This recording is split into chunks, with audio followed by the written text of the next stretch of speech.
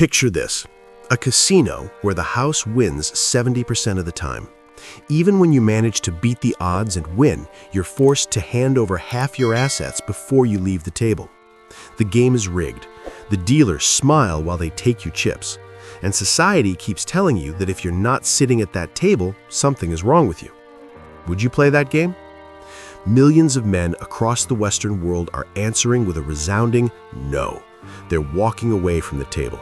Not in anger, not in defeat, but in calculated, strategic withdrawal. This isn't about hating women. This isn't about giving up on happiness. This is about recognizing a fundamentally broken system and choosing peace over chaos. What I'm about to share with you goes against everything you've been taught by society, by Hollywood, by well-meaning parents who came of age in a completely different era. But if you're here, you already sense something is off. You already feel the cognitive dissonance between what you're told relationships should be and what you see them actually becoming.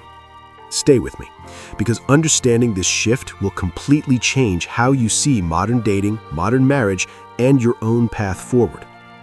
Let's start with the brutal truth that nobody wants to discuss at dinner parties, the mathematics of modern marriage for men. The divorce rate hovers around 40–50%, depending on which study you examine. But here's what they don't tell you in those statistics. Women initiate approximately 70–80% of divorces. Read that again.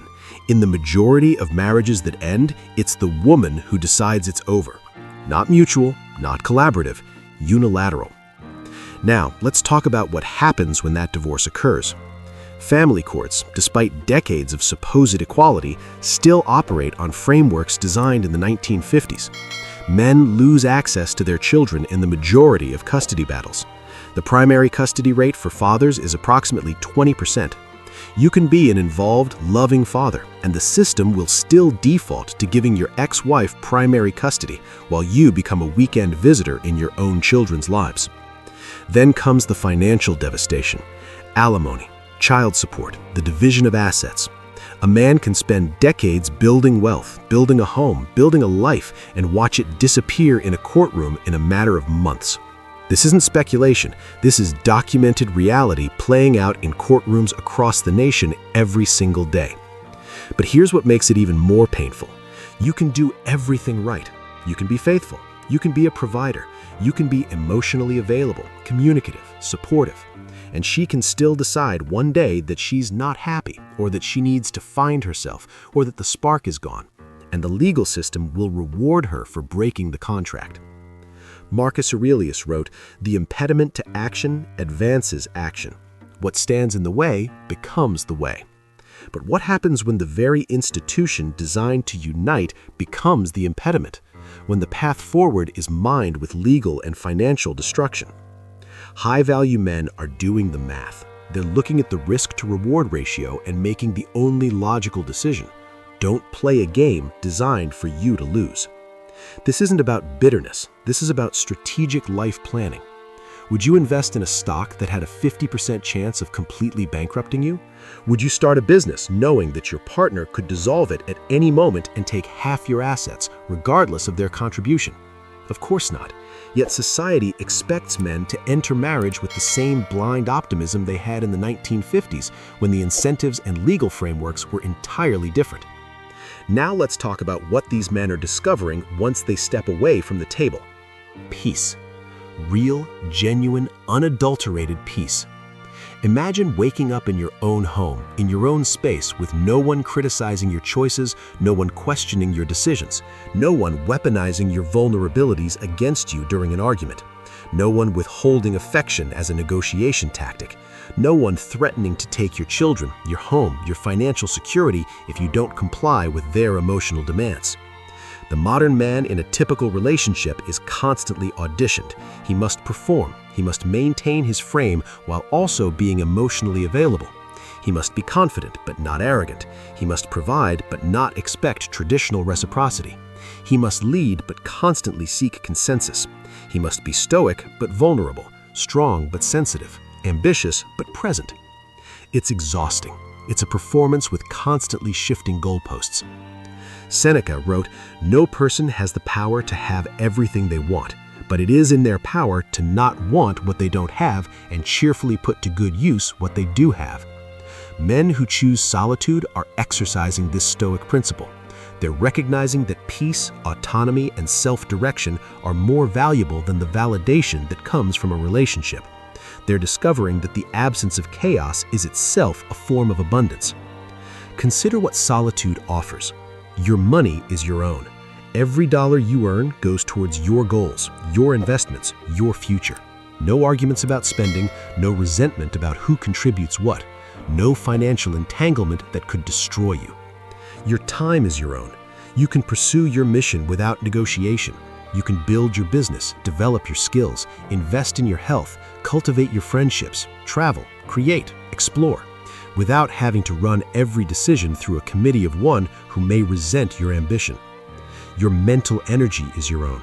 No more walking on eggshells, no more emotional labor of managing someone else's insecurities while suppressing your own needs. No more covert contracts where you're expected to intuit desires that were never clearly communicated. Your peace is your own. You sleep well. You wake up without dread. You don't fear that any disagreement might be the spark that ignites a nuclear conflict resulting in lawyers and custody battles. This is what society doesn't tell young men. Solitude isn't loneliness. Solitude is sovereignty. It's the inner citadel that Marcus Aurelius spoke of, fortified and untouchable. But here's where it gets particularly insidious, and every man needs to hear this. Do not let yourself become the backup plan. There's a well-documented phenomenon in modern dating markets. Women in their early 20s often have access to men far above their own long-term market value. Attractive women at 23 can date successful men in their 30s. They receive constant validation, constant options, constant attention. This isn't judgment. This is simply biological reality meeting modern dating apps and social media. During these years, many women engage in what the culture euphemistically calls finding themselves. They date the exciting men, the bad boys, the non-committal ones, the ones who trigger their attraction switches but would never be good long-term partners. And that's their choice to make. But here's what happens around 28, 30, 32. The attention starts to shift. The options decrease. The biological clock begins its countdown.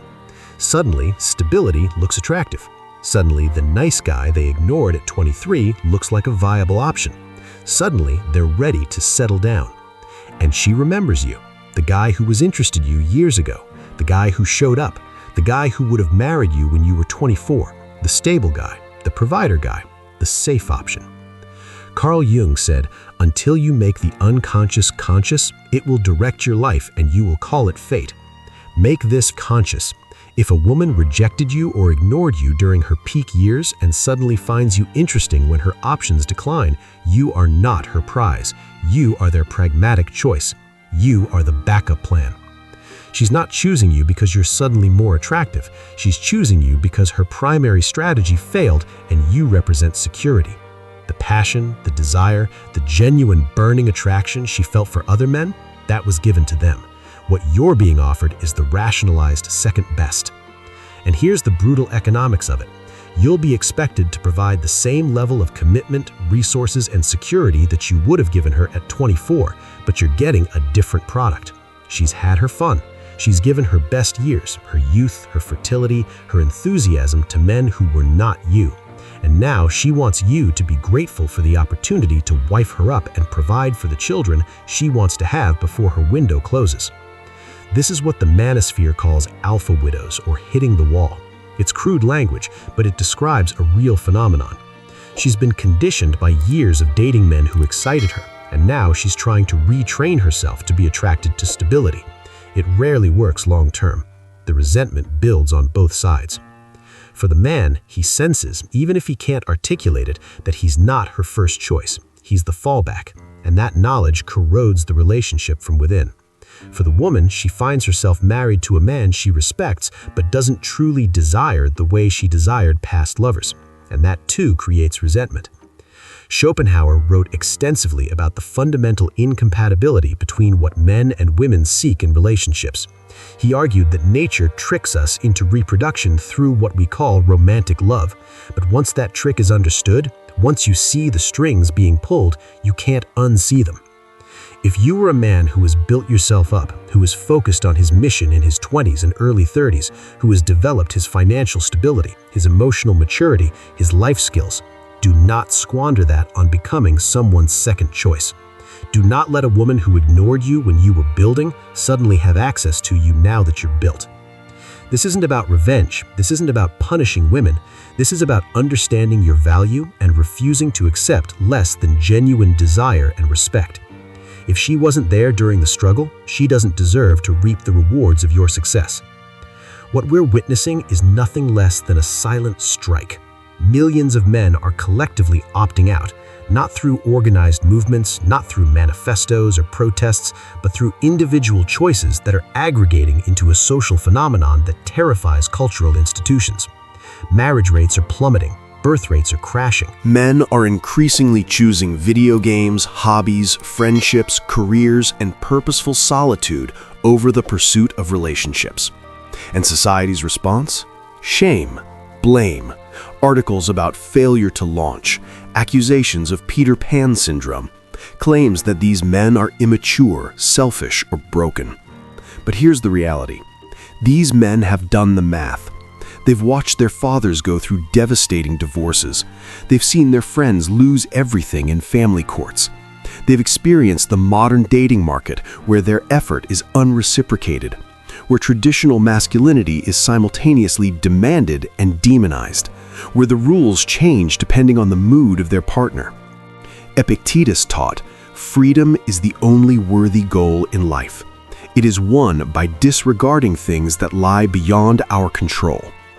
Men are looking at modern relationships and recognizing that so much lies beyond their control. A woman's feelings, the whims of family courts, the cultural narratives that position them as oppressors by default, the sexual market value dynamics that give women disproportionate power in their 20s. What is in their control? Their own cultivation, their own peace, their own resources, their own sovereignty. And so they're choosing it. This isn't a crisis of masculinity. This is a rational response to a system that has been systematically devaluing, demonizing, and legally disadvantaging men for decades, while simultaneously expecting them to maintain traditional responsibilities of provision and protection. The silent strike is men saying, we'll opt out of your system, build our own meaning, and let you figure out what happens when the men who build and maintain civilization decide it's not worth the cost. So where does this leave you? If you're a man watching this, you have a choice to make, and it's one of the most important choices of your life. You can continue to believe the narrative. You can convince yourself that you'll be the exception, that your marriage won't end in divorce court, that your partner won't change her mind after 10 years, that the legal system will treat you fairly, that genuine desire can be negotiated or earned through good behavior. Or you can accept the reality. You can look at the data, the incentives, the legal frameworks, and the cultural dynamics and make a strategic decision about what kind of life you want to build. Choosing solitude doesn't mean giving up on happiness. It means redefining it. It means finding fulfillment in your mission, your growth, your friendships, your freedom, your peace. It means building a life so rich and purposeful that adding a relationship to it would have to genuinely enhance it rather than detract from it. And if you eventually choose to enter a relationship, you'll do so with eyes wide open, with standards, with boundaries, with the understanding that your peace is not negotiable, with the wisdom to recognize the difference between genuine desire and pragmatic selection. Marcus Aurelius wrote, "You have power over your mind, not outside events. Realize this and you will find strength." The outside event is the modern dating market, with all its chaos, its risks, its legal frameworks designed in different eras. You cannot control that, but you can control whether you participate. You can control whether you build a life of quiet strength and purposeful solitude. You can control whether you become the prize that is chosen by genuine desire or the backup plan chosen by expiring options. High-value men are making their choice. They're walking away from the rigged table. They're building their inner citadels. They're choosing peace over chaos, sovereignty over slavery, and solitude over the modern relationship nightmare. The choice is yours. Stay strong, stay grounded, and continue your path to wisdom. If this resonated with you, subscribe and share this with a brother who needs to hear it. The truth isn't popular, but it's necessary.